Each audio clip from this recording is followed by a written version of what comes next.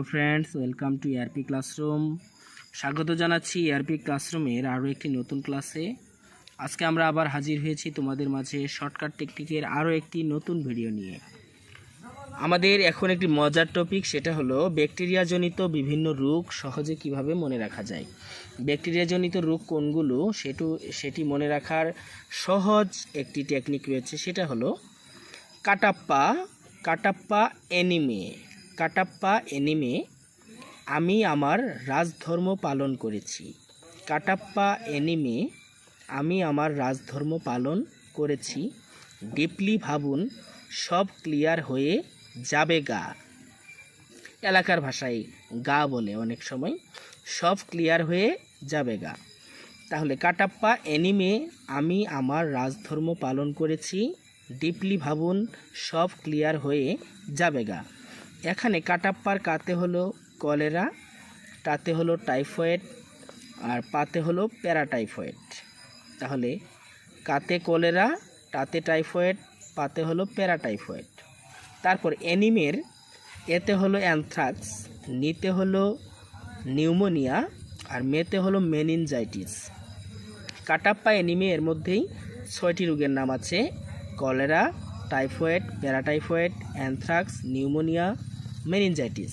তারপরে আছে আমি আমার রাজধর্ম পালন করেছি। এখানে আমার দ্বারা বুঝিয়েছে আমাশয়, রাস্তে বুঝিয়েছে রক্ত আমাশয়, আর ধর্মতে বুঝিয়েছে ধনুষ্টঙ্কার, ধর্ম দ্বারা ধনুষ্টঙ্কার। পালন দ্বারা বুঝিয়েছে প্লেগ, পালনতে প্লেগ।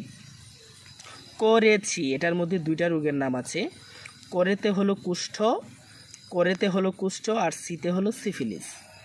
করেতে কুষ্ঠ আর সিতে হলো সিফিলিস। তারপর ডিপলি ভাবুন, ডিপলি দ্বারা বুঝিয়েছে ডিপথেরিয়া।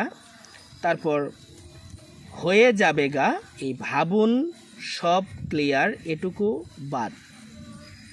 হয়ে যাবে গা, এখানে হয়ে দ্বারা বুঝিয়েছে হোপিং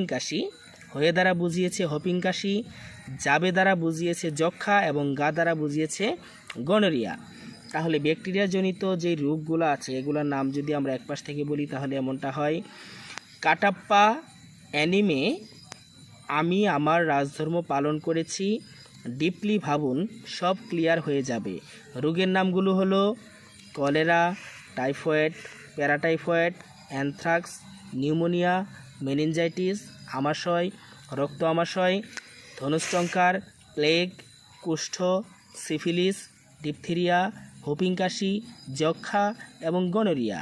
এগুলোই ছিল ব্যাকটেরিয়া। বন্ধুরা, আজকের ভিডিওটি যদি তোমাদের ভালো লেগে থাকে এবং এরকম আরও শর্টকাট ভিডিও যদি তোমরা পেতে চাও, তাহলে অবশ্যই আমাদের চ্যানেলটিতে লাইক, কমেন্ট, শেয়ার এবং সাবস্ক্রাইব করতে ভুলবে না।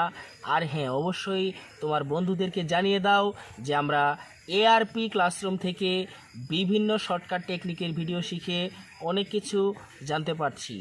আজকের মতো এ পর্যন্তই। ভালো থেকো সবাই। খোদা হাফেজ।